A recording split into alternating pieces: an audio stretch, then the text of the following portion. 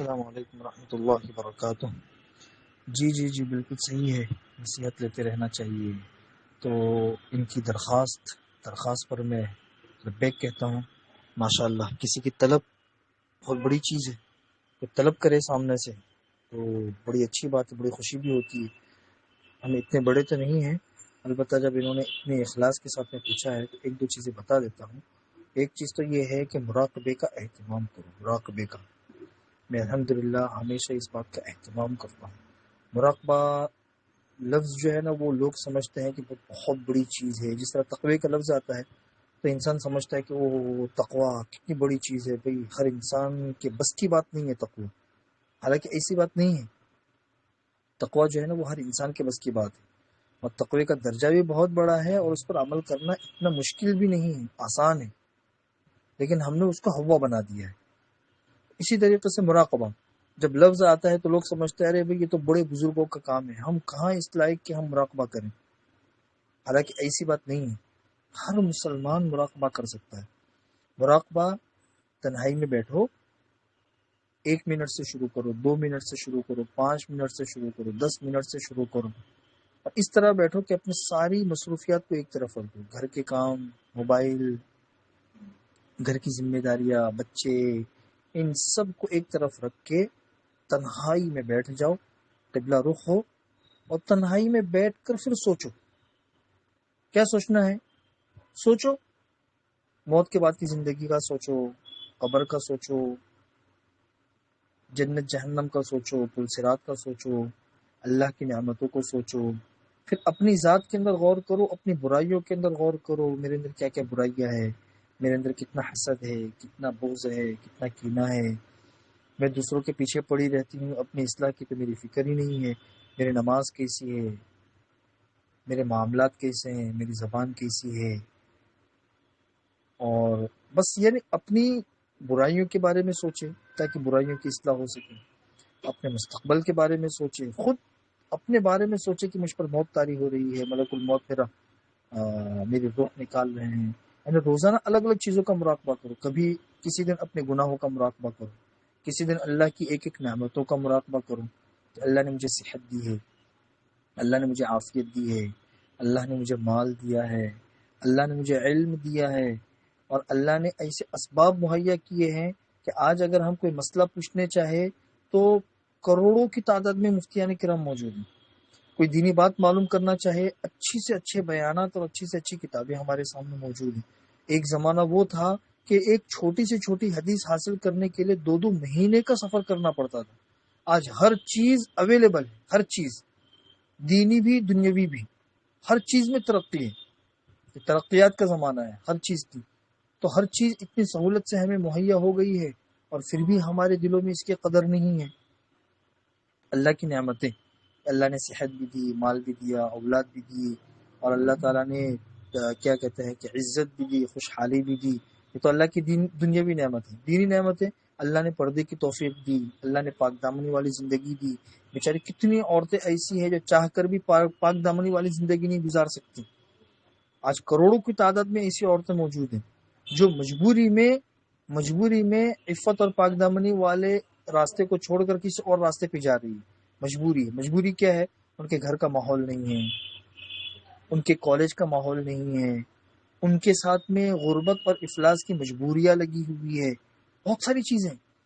آج بغیر پردے کے لوگ عورتوں کو دیکھتے ہیں، تانے کستے ہیں، ارے دیکھو یہ ایسی، دیکھو یہ ایسی۔ پھر اس کے پیچھے اس کی مجبوری بھی دیکھو، اس کے ساتھ شیطان لگا ہوا ہے، نفس لگا ہوا ہے، وہ اتنا حاوی ہو چکا ہے کہ اسے سیدھے راستے پر آنے کا سوچتا ہی نہیں ہے۔ یعنی یہ سب چیزیں سوچے، کسی گنہگار کو کسی گناہ میں مبتلا ہوتے ہوئے دیکھے تو دعا تو ہے الحمدللہ الذی عافانی مما ابتلاک بہ وفضلنی علی کثیر ممن خلق تفضیلا، یہ دعا تو ہے، لیکن اس کے ساتھ ساتھ میں اس بات کا بھی استحضار ہو کہ اپنے کو اس سے افضل ہرگز بھی نہ سمجھے، اپنے کو اس سے افضل ہرگز، اور اس کی حقارت ہرگز بھی دل کے اندر نہ آئے۔ اس سے سلب ایمان کا بھی خطرہ ہے، کسی کو حقیر ہرگز بھی نہ سمجھو۔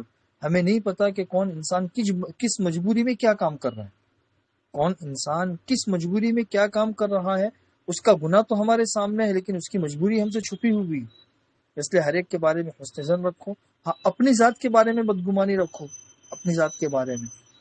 تو اگر ہم نے اس طریقے سے مراقبے میں ان باتوں کو سوچنے کی عادت ڈال دی تو الحمدللہ ہمارا نفس جو ہے نا وہ ہمیشہ ہم کو دھیان دلاتا رہے گا۔ ہمیشہ قرآن سنو تو دھیان اور توجہ کے ساتھ میں سنو، کسی کا بیان سنو، کسی اچھے عالم کا بیان سنو، کسی اچھی آپا کا مذاکرہ سنو، اچھی آپا کا اور اچھے عالم کا۔ یہ میں اس لیے کہہ رہا ہوں کہ آج کل بیانات اور مذاکرے ایک فارمیلٹی کے انداز میں بھی ہوتے ہیں، ایک فارمیلٹی کے انداز میں کہ رٹ کر آئے، رٹ کر بیان کر دیا، رٹ کر مذاکرہ کر دیا۔